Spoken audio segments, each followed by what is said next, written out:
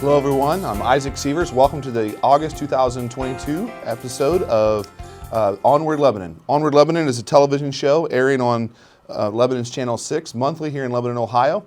We're excited to join you each month throughout the year to talk about things that are happening at Lebanon City Schools, a celebration of our people, our staff, our students, and our programs. I'm Isaac Seevers, and I'm starting my second year as a superintendent of Lebanon City Schools. It's been a great year to spend time getting to know you and the community, to work with our staff, to work with our students, to transition into what's happening at Lebanon City Schools. And I've been encouraged this past year to focus on what unites us, what brings us together beyond the Lebanon Warriors, beyond the maroon and gold, really what happens as we get down to the root of how we operate, how we interact with each other, and we focus on our mission of building community. One of the ways that we work to do that is getting out in the community and meeting with parents, with alumni, civic leaders, business leaders, and beginning to form those conversations about what makes Lebanon special, what are the needs of our district, and how can we partner with the community. And throughout the past year, one of the things I've heard over and over again is how is Lebanon City Schools working to prepare for the growth that's happening in our community?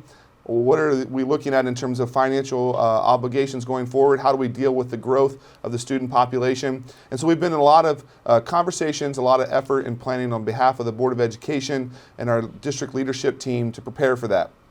Today, we want to focus this episode today as we look at the finances of operating in our district. How are we doing? What's our financial stability at this point in time? And then looking to the future. How do we grow? How do we make sure we have what we need to make sure we're successful? So I'm going to bring in today to the conversation two folks that exemplify what it looks like to build community. We collaborate regularly with each other. We work to make sure that what's happening inside of our buildings is in great partnership with the city and county today. So today I'm joined by Karen Ervin, our district treasurer. Welcome, Karen. Congratulations on surviving the first year at Lebanon City Schools along with us. Ton of change in the last year and really an opportunity to work together to shape the future. And also our Warren County Auditor, Matthew Nolan, resident of Lebanon, a parent of Lebanon City School students, but also our County Auditor. And so we just want to talk today a little bit about where things stand with Lebanon City Schools financially, and also looking forward to an operating levy that we have on the ballot come this November. And so just an episode of education, information today, and a look at how do we combat the growth that's happening. It's here, it's coming. We see homes being built all over our community. There's excitement around that, but there's also planning that needs to take place. And so thanks for the two of you for joining me today. We're going to start with Karen. Just can you give me an overview of the district's finances and where we stand right now financially as a district? Sure. Overall, the district's done a really great job of maintaining a healthy cash balance over the last few years and healthy finances in general. So last year, just as an example, we were able to stay within budget. We received $63 million in our general fund, and we spent $62 million. So we were able to stay within our budget. Our main source of income is primarily property tax, and then our biggest expense is payroll. We serve over 720 people in our employment.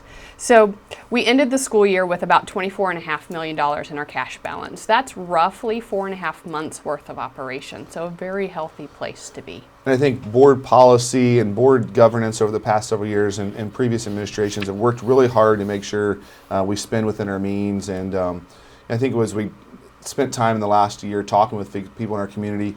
They don't realize we employ over 700 people. I mean, that's a large corporation in many ways. And so I think that service industry, the majority of our expenses are personnel costs, but it takes a lot of people to maintain our facilities, to teach the students, to serve them meals, and drive the 85 buses that we operate every day. So thanks for that. Can you tell us about the district's financial forecast? How do we look as we look into the future? Sure. So I'm a visual learner, so I brought some visual aids. This is just a copy of our our current forecast. We updated our forecast in May, and really what a forecast does, it just helps us anticipate what's coming down the pike as far as our financial standing. And so if you take a look at this, our revenues will start being surpassed by our expenses in about 2 years. So in about 2 years, our expenses are going to be higher than our revenues. But with maintaining our current income, we will not have to ask for new money for current operations until 2026. So we're doing really well. Back to that comment that we've had a healthy balance. We're doing really well. The community has been gracious. The board has given us great policies. So we're doing really well right now. And I think it's important for us to understand where things are going, right? That 5-year forecast, it's required by Ohio law. It's something we update twice a year. And we're trying to make decisions then based off of what's this going to do not only right now to impact finances, but as we go forward into the future. So, one of the things we look at as a district as we try to maintain a comparison with other districts is we look at what it costs to operate a district is this cost per pupil. And, so we take the amount of spending we're spending on educational expenses, and we look at how's that spread out across our 5,500 students. And so it's a real simple calculation, how much money we're spending on educational type of expenses. We divide that by the number of students. We look at that cost per pupil, and that's something that the state of Ohio uses to compare us to other school districts in Ohio. And so as we look at that as a benchmark, right, of how Lebanon City Schools is compared to other districts, and what we're spending on education. What's our district costs, our per pupil cost, and then how does that compare with others around the state? Sure. So if our citizens can go out onto the Ohio Department of Education's website and pull up what's called the District Profile Report. Sometimes we refer to it as the CUP report. The most recent data shows that our current per pupil cost is $11,058. The average per pupil cost for schools in Ohio is $13,386. So we're looking at about $2,300 difference that Lebanon is less. If you look at comparable districts, those are typically about $200 more per pupil than we are right now. So if you do a ranking of every school district in Ohio, there's about 607 districts. We are in the bottom 15% of cost. So we're 528 out of 607. So we're in the lower percentage there. And I think we utilize that as a district to talk about efficiency in operations. There's a balance, obviously, right? We want to make sure that we're providing the best for our students. We want to make sure that we're doing things in that way. I don't know that we want to hang out in the bottom, 5 to 10% of those numbers. But then we also look at that and we compare it to how we're performing academically. And are we doing good work with the amount of money that we're spending?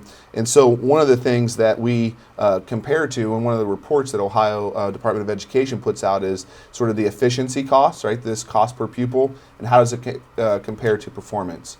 And so one of the things we just recently started crunching some numbers on last year's state data and assessment report we gave to the board members last month was as we look at performance index, so how well are our students doing on state tests, we're in the 85th percentile. So we are performing better than 85% of the school districts in Ohio. So if you look at how Lebanon City Schools is spending their money, right, we're in the lowest 15th percentile of expenditures per pupil, but we're performing in the 85th percentile of performance per pupil and how that looks. So all in all, right, as a district, making good financial decisions, but still resulting in student growth and student performance. We continue to work together collaboratively as we make decisions, and so we've added staff in the last couple of years. We've added programs, but we're always doing so this year specifically as we've begun working together. Hey, we need to add 3 teachers. What's that going to do to our budget? What's that going to do to our 5-year forecast? And how does that look? And so all of those decisions are made first and foremost, what's best educationally for our kids and meeting those needs. And then secondly, what's that going to look like in terms of our district finances. So, another question for you, Karen, would be, what's the breakdown of the school's district's income? Where does our revenue come in from? What sources? So primarily we get property tax revenue. That's 60% of our income. It's a substantial portion of how we operate. Another 32% comes from state funding. So a lot of people have heard of the funding formula. So 32% is from the state. The other 8% is just a random category that includes things like transfers, advances, our interest, rentals, donations. None of these individually account for enough to separate them, and so we just group them all together as 8%. And then, so along those lines, with 60% of our income coming from local tax dollars, right?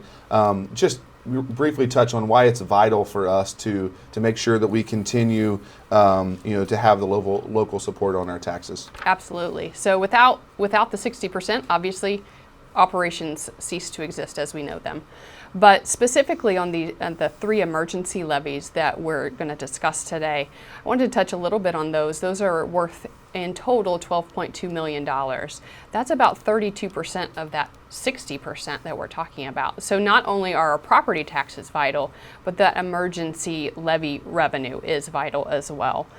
Without that funding, we have to talk about cuts in services and staff, and ultimately that impacts how we educate our students. Yeah, so we really can't survive without that $12.2 million annually, and it's something that we've got to continue to go back to our taxpayers for, and we're looking at an alternative option for that now in the substitute levy, and we're going to do some education on that here in a moment as we look to bring Matt into the discussion. But one of the questions we've received a lot, right, is that you're asking, you're funding schools on the backs of the taxpayers. Like, is it possible for us to operate any other way in terms of not asking for tax dollars locally and just surviving on state and federal money in that way? Unfortunately, that's a short answer, no. Property tax in the state of Ohio is how they've set up the funding. And so if you look at the state funding formula specifically from the CUP report, only about $3,573 is coming per pupil from state funding. And if you remember, our average cost was about $11,000.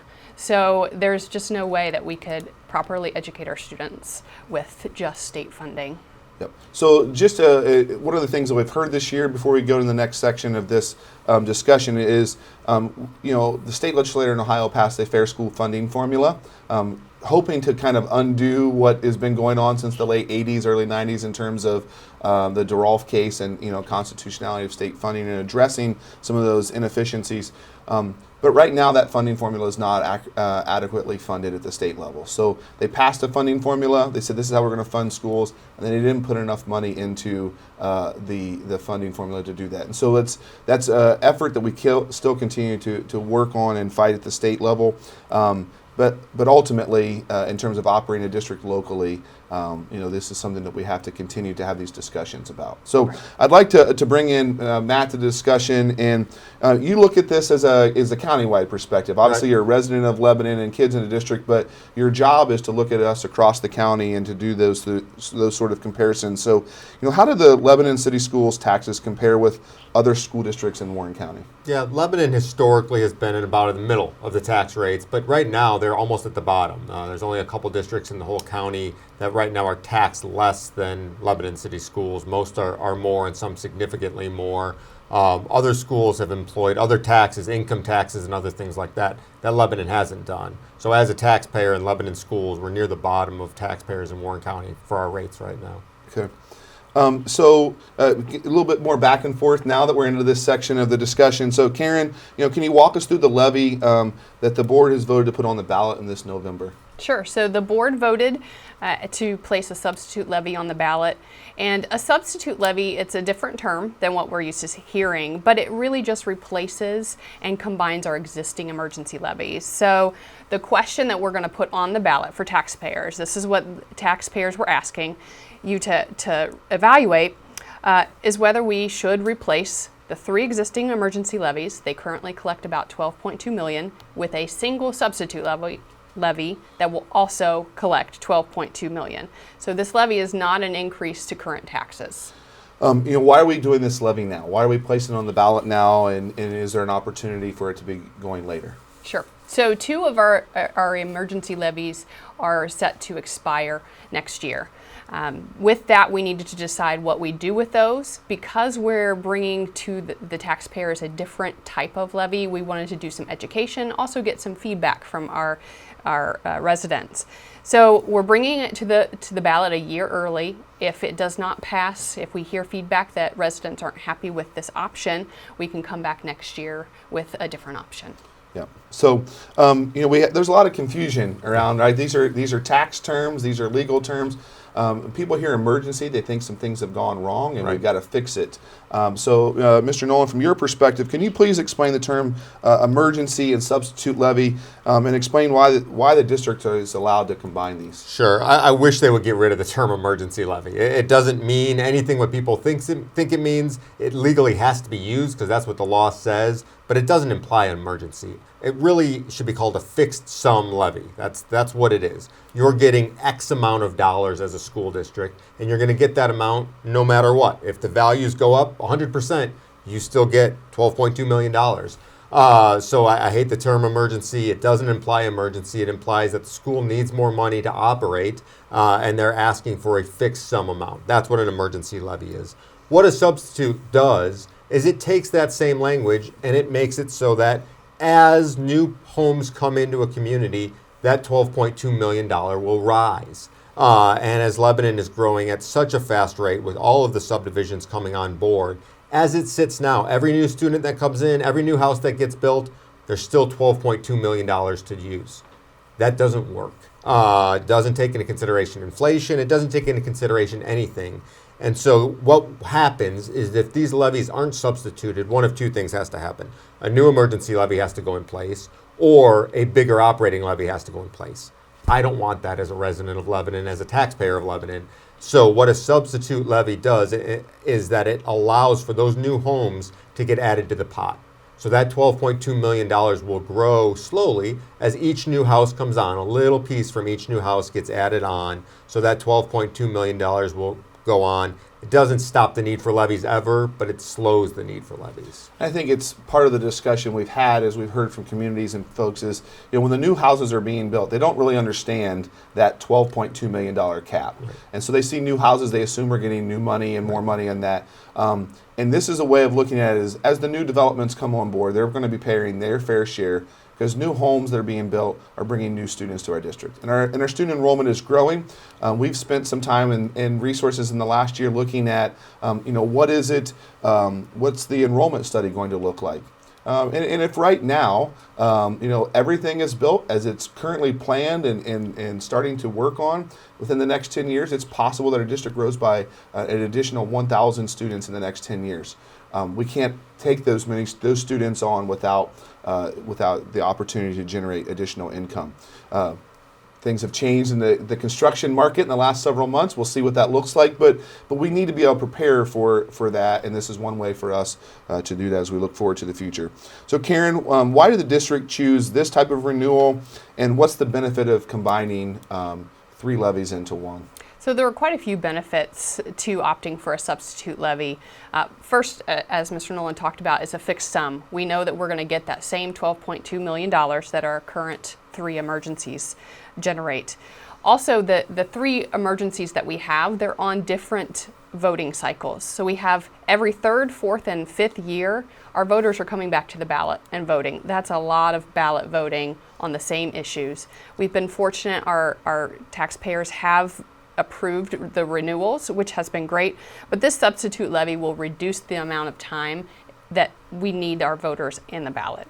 So they're going to come every 10 years as opposed to every 3rd, 4th, and 5th year.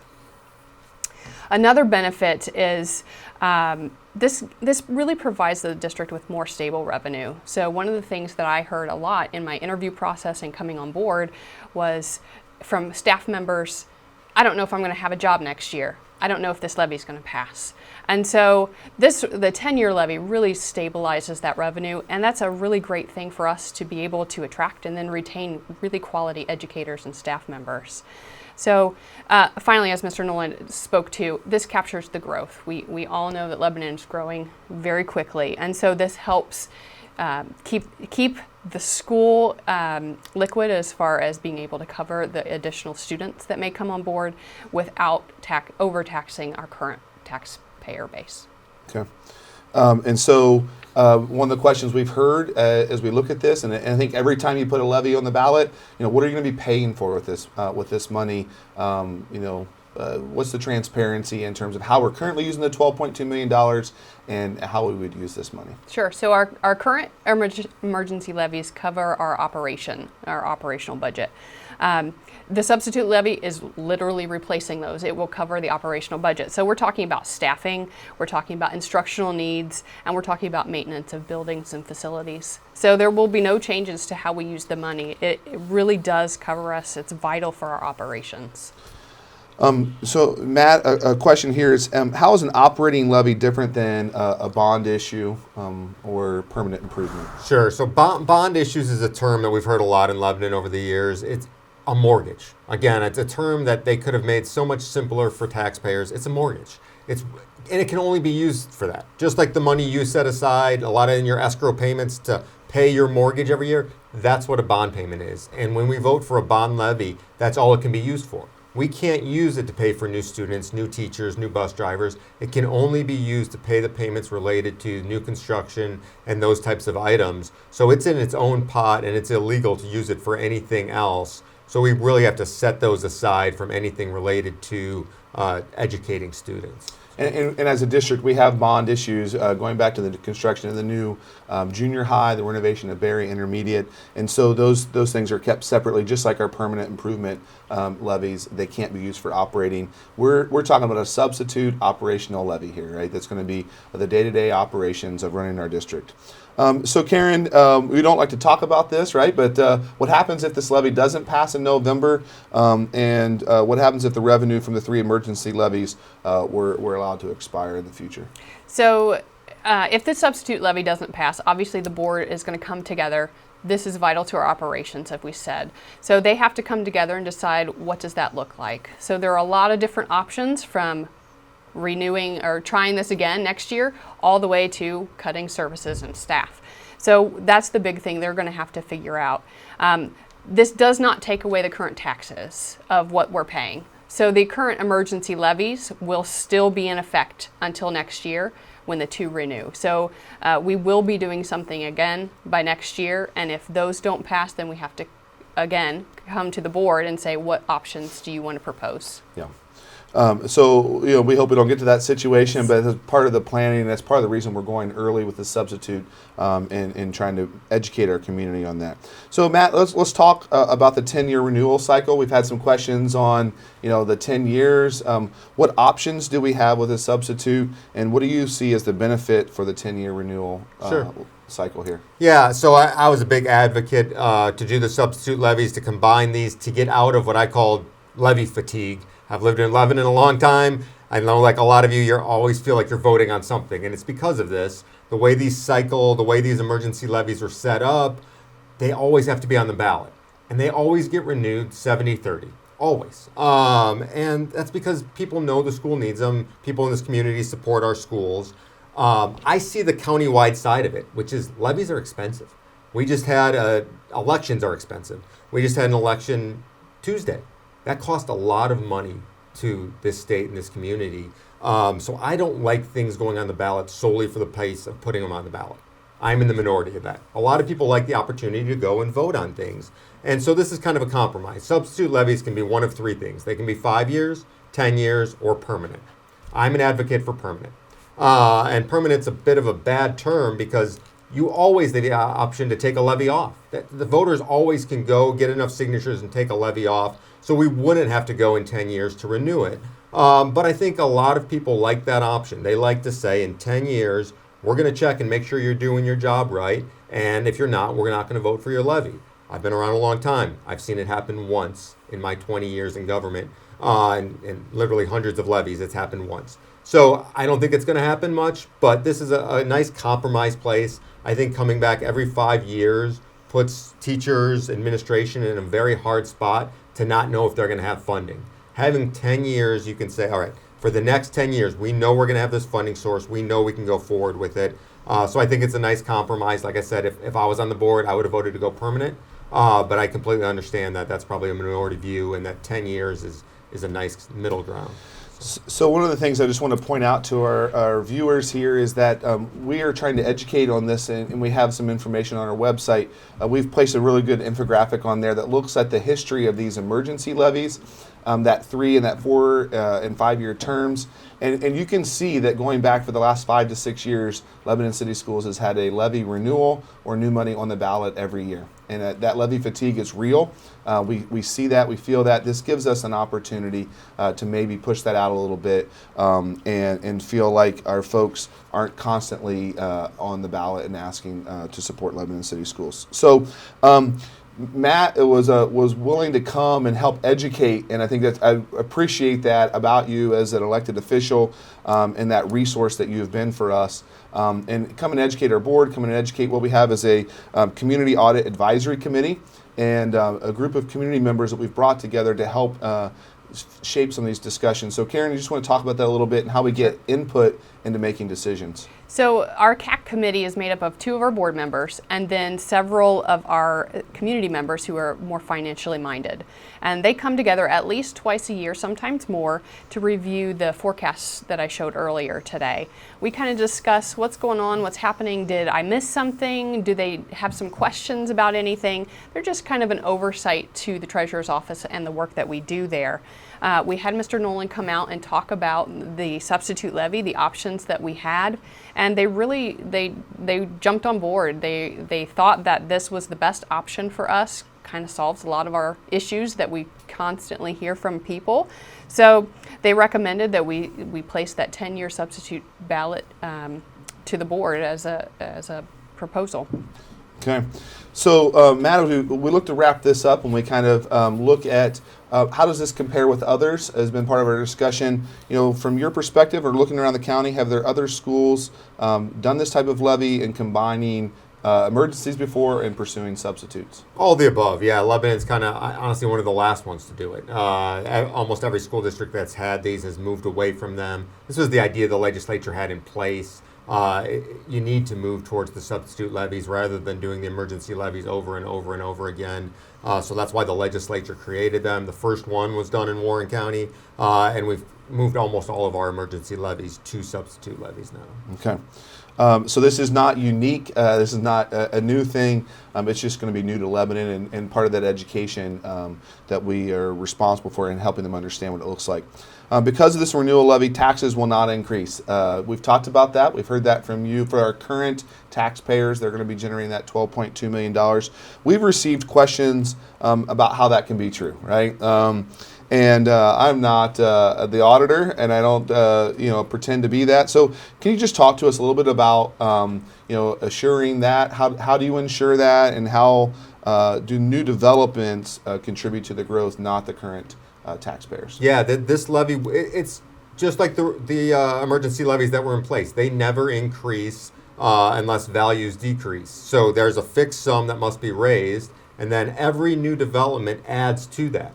So it is not the current taxpayers that are paying higher taxes to get that money. It's the new growth that's being added on. So the levy won't go down as fast now, but it will not increase as a result of this. It will just get larger with all of the new developments happening in Turtle Creek Township and in the surrounding areas in Lebanon School District.